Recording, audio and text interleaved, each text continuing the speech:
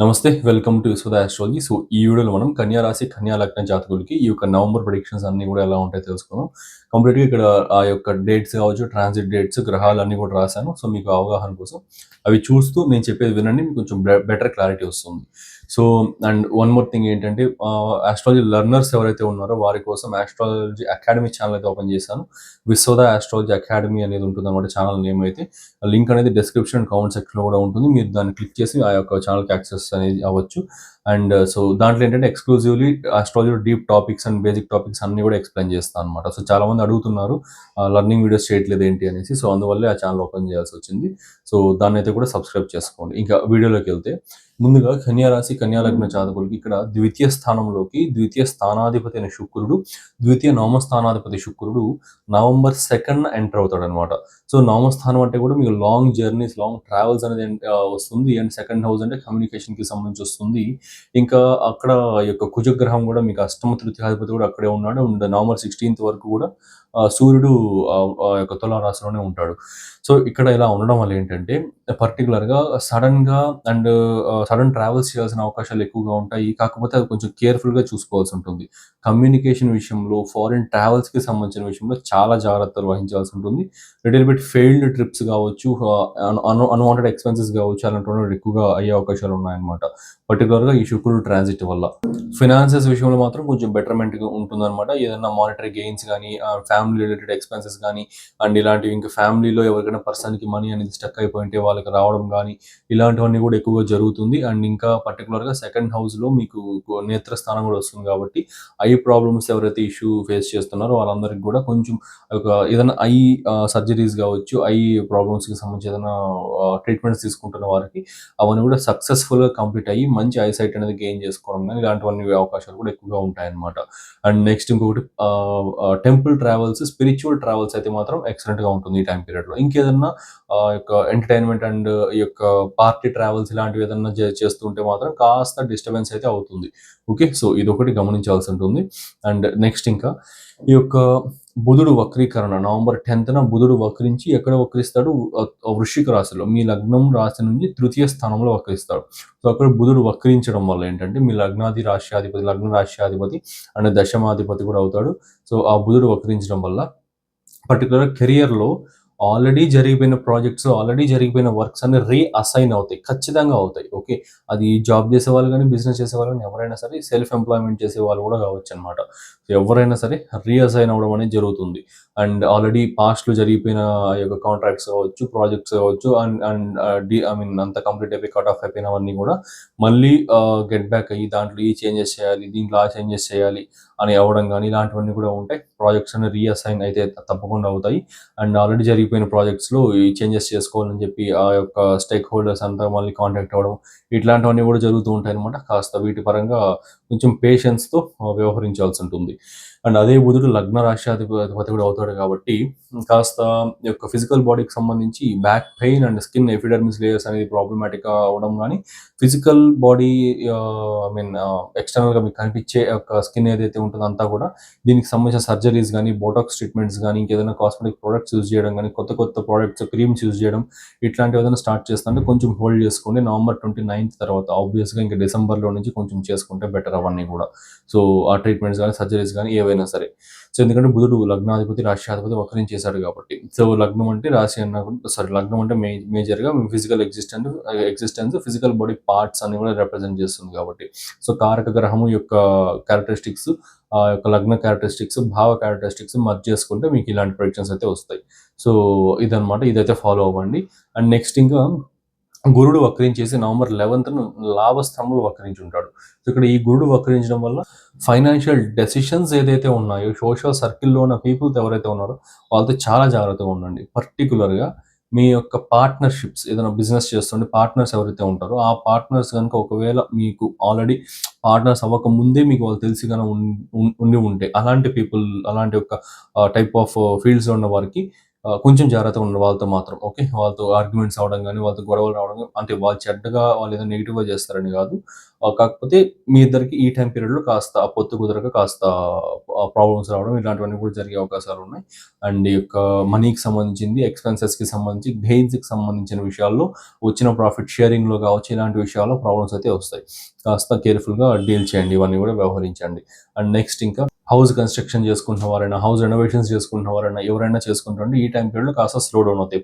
I mean ఆ యొక్క things అన్నీ కూడా డిసెంబర్ 7th తర్వాత మళ్ళీ నార్మలైజ్ అవుతాయన్నమాట. సో ఎందుకంటే గురుడు వక్రించేశాడు చతుర్థాధిపతి. సో ఇదొకటి. అండ్ నెక్స్ట్ ఇంకా ఈ యొక్క సూర్యుడు వృశ్చిక రాశిలోకి ఎంటర్ అవ్వడం, మీ వ్యయాధిపతి తృతీయ స్థానంలోకి ఎంటర్ అవ్వడం. బిఫోర్ దట్ ఇంకొక పాయింట్ చెప్పడం మర్చిపోయా. ఫస్ట్‌లోనే చెప్పుండాల్సింది. శుక్రుడు ఇక్కడ నవంబర్ 2న ఎంటర్ అయిన తర్వాత నవంబర్ 16th వరకు కూడా సూర్యుడు యొక్క కంజంక్షన్‌లో ఉంటాడు. నవంబర్ 16th తర్వాత సూర్యుడే పక్కకి వెళ్ళిపోతాడు.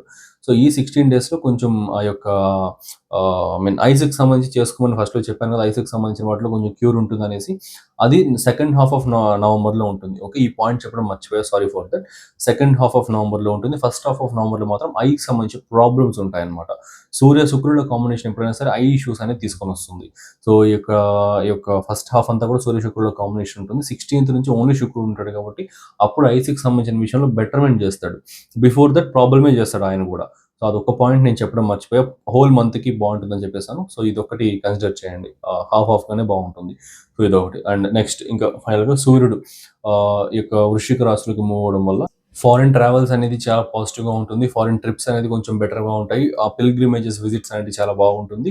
అండ్ ఇంకా ఈ యొక్క సిబ్లింగ్స్ ఎవరైతే ఉన్నారో వాళ్ళని కొంచెం ఇన్వెస్ట్‌మెంట్స్ జాగ్రత్తగా ఉండమని చెప్పండి. వారికి కాస్త ఇన్వెస్ట్‌మెంట్స్ అనేది లాస్ అవ్వడం గానీ, లూజ్ అవ్వడం గానీ, లాసెస్ అవ్వడం గానీ ఇలాంటి యొక్క టైమ్ పీరియడ్స్ అయితే ఉన్నాయి. ఇదొక గమనించాల్సి ఉంటుంది. ఈ యొక్క ప్రెడిక్షన్ అయితే. ఇంకా ఇన్వెస్ట్‌మెంట్స్ అనేది ఎక్కువగా చేయడానికి స్పెక్యులేటివ్ ఇన్వెస్ట్‌మెంట్స్ అనేది చేయడానికి అవకాశాలు ఎక్కువ ఉంటాయి. ఎందుకంటే సూర్యుడు స్పెక్యులేషన్‌కి కారకుడు. న్యాచురల్ 5th హౌస్ రాడు కాబట్టి. 5th హౌస్ అంటే ఇక్కడ స్పెక్యులేటివ్ గెయిన్స్, స్పెక్యులేటివ్ వర్క్స్ వస్తాయి. న్యాచురల్ 5th హౌస్‌కి అధిపతి సూర్యుడికి క్యారెక్టరిస్టిక్స్ కూడా అవన్నీ కూడా అప్లై అవుతాయి కాబట్టి కాస్త స్పెక్యులేటివ్ వర్క్స్ ఎవరైతే ఉన్నారో ఆ ఇన్వెస్ట్‌మెంట్స్ అన్ని ఎక్కువగా హెవీగా చేసేయడం గానీ, అర్జుతో చేసేయడం గానీ, ఓకే. ఆ గ్రీడీనెస్‌తో ఇన్వెస్ట్‌మెంట్ చేయడం, ట్రేడింగ్ చేయడం ఇలాంటివి జరుగుతాయి. సో దాని ద్వారా హెవీ లాసెస్ ఫేస్ కూడా చేస్తారు. ఎందుకంటే 12th హౌస్ యాక్టివేషన్‌లో ఉంది కాబట్టి. కాబట్టి కొంచెం కేర్‌ఫుల్‌గా ఉండండి ఈ విషయాలన్నిట్లో కూడా. సో దీనికి మించి మీకు సూర్యుడి యొక్క ఐ మీన్ ట్రాన్సిట్ వల్ల అంత హెవీ లాసెస్ ఏమి ఉండవు. మీరు జాగ్రత్తగా ఉంటే హెవీ లాసెస్ ఉండవు. ఉండకపోతే చాలా ఎక్కువగానే ఉంటాయి. ఎందుకంటే ఆ స్పెక్యులేషన్ కాబట్టి.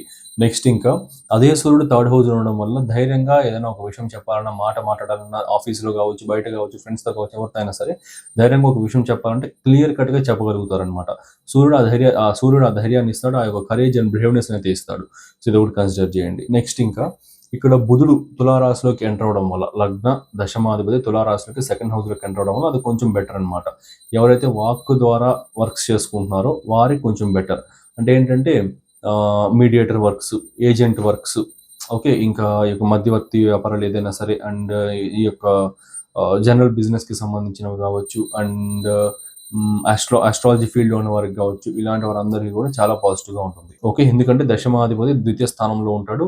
అండ్ అక్కడ ఆ యొక్క పొజిషనింగ్ తీసుకుంటాడు కాబట్టి కొంచెం ఆ టైం పీరియడ్‌లో వారు చెప్పే ప్రెడిక్షన్స్ కావచ్చు, వాళ్ళు చెప్పే ఫలితాలు కావచ్చు, వాళ్ళు చెప్పే మాటలు కావచ్చు అన్నీ కూడా సక్సెస్‌ఫుల్‌గా వర్క్ అవుతాయన్నమాట. ఓకే. సో ఇదొకటి. అండ్ సో ఇదన్నమాట కంప్లీట్‌గా నవంబర్ మంత్ ప్రెడిక్షన్స్ అన్నీ కూడా ఈ యొక్క కన్యా రాశి పీపుల్‌కి అయితే. సో ఇవైతే కన్సిడర్ చేయండి.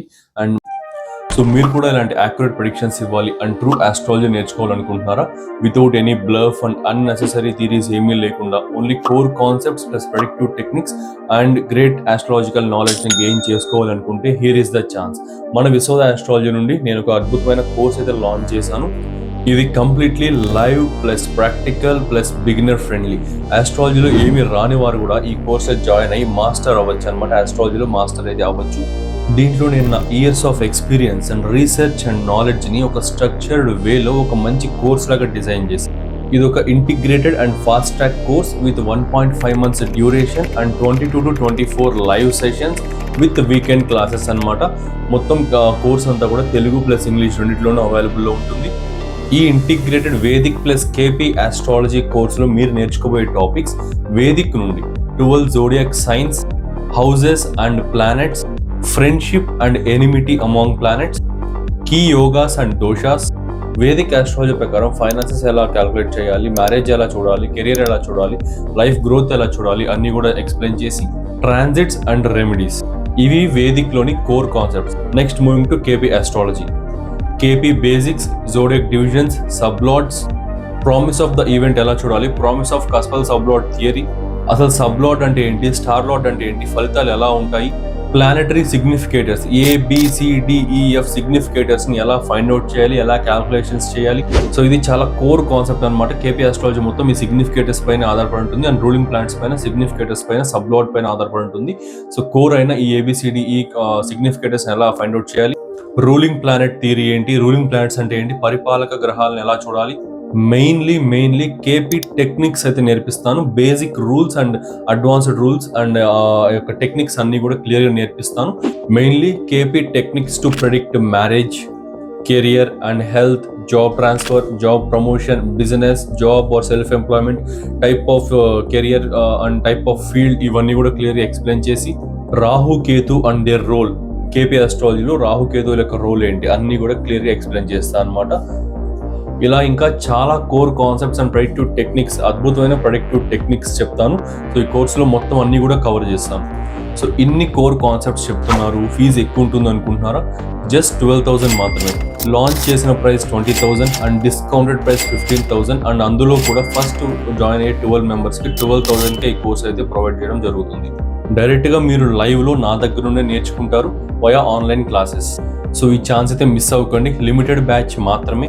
జాయిన్ అవ్వాలి అనుకుంటే కింద స్క్రీన్ పైన డిస్ప్లే అవుతున్న వాట్సాప్ నెంబర్కి మెసేజ్ చేయండి ఆర్ కాల్ చేయండి. See you in live sessions.